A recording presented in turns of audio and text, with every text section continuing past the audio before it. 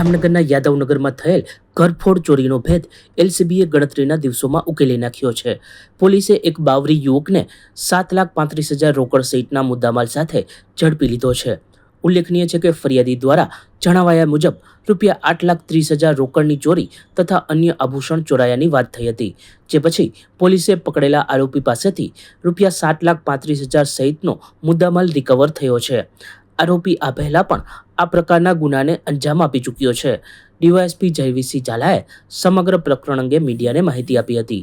Jamnagar city C division police સ્ટેશનમાં ગત તારીખ 2 તારીખના રોજ એક ઘરફોડ ચોરીનો બનાવ બનેલો હતો.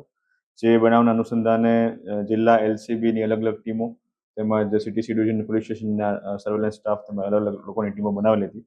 જેમાં એલસીબી સ્ટાફના ભરતભાઈ ડાંગર, અર્જણભાઈ કુડિયાતર તથા કિશોરભાઈ પરમાર અને ધર્મેન્દ્રસિંહ જાડેજાને અલગ અલગ ટીમો બનાવી અને વિસ્તારમાં આ પ્રકારની ઘરફોડ ચોરી કરતા ઇસમો બાબતે તપાસમાં રહેલા હોય તે દરમિયાન તેમને જે આ કામના આરોપી છે, જેનું નામ છે સની ઉર્ફે સની સન ઓફ જયસિંહભાઈ રામચંદ્રભાઈ કોળી, જાતે બાવરી અને જે દિગ્જામ સર્કલ પાસે રહે છે, આ આરોપી મળી આવેલો હોય અને તેની પાસેથી આશરે કુલ 7,35,000 રૂપિયા રોકડા તેમજ એક સોનાની વીંટી જે 30,000 કુલ મળીને મુદ્દામાલ જેની કિંમત છે 7,65,000 જેટલો ચોરીનો મુદ્દામાલ, ઘરફોડ ચોરીનો મુદ્દામાલ મળી આવેલો હતો. અને આ બાબતે આ જે સની છે તેની આ ઘરફોડ ચોરીના બનાવમાં અટક કરી અને આગળની કાયદેસરની કાર્યવાહી સિટી સી ડિવિઝન પોલીસ દ્વારા કરવામાં આવી રહી છે. જી આ સની છે અગાઉ પણ આ પ્રકારના ચોરીના ગુનાઓમાં અગાઉ સિટી સી ડિવિઝન પોલીસ સ્ટેશનમાં અને સિટી એ ડિવિઝન પોલીસ સ્ટેશનમાં પકડાયેલો છે. ચોરીમાં જે ફરિયાદી છે, જેનું નામ છે નારાયણભાઈ હમીરભાઈ કંડોરિયા, તેમના દ્વારા ફરિયાદમાં જણાવેલું હતું કે કુલ 8,30,000 રોકડા અને એક સોનાની વીંટી 30,000 મળી કુલ 8,60,000 રૂપિયાની ઘરફોડ ચોરી.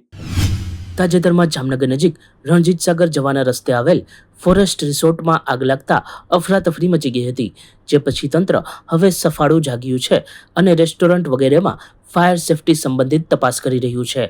આજે ઠેબા ચોકડી નજીક આવેલ ઢાબાએ જામનગરી રેસ્ટોરન્ટ તથા શિવ રેસ્ટોરન્ટ નામના 2 એકમને સીલ કરવામાં આવ્યા છે. બીયુ પરમિશન તથા ફાયર એનઓસી ન હોવાના મુદ્દે તંત્ર દ્વારા આ કાર્યવાહી કરવામાં આવી છે અને આગામી દિવસોમાં અન્ય હોટેલ રેસ્ટોરન્ટમાં પણ આ મુદ્દે ચેકિંગ ડ્રાઈવ થાય એવી સંભાવના છે. સચોટ સમાચારો સૌથી ઝડપી મેળવવા માટે અમારી ચેનલને સબસ્ક્રાઇબ કરો.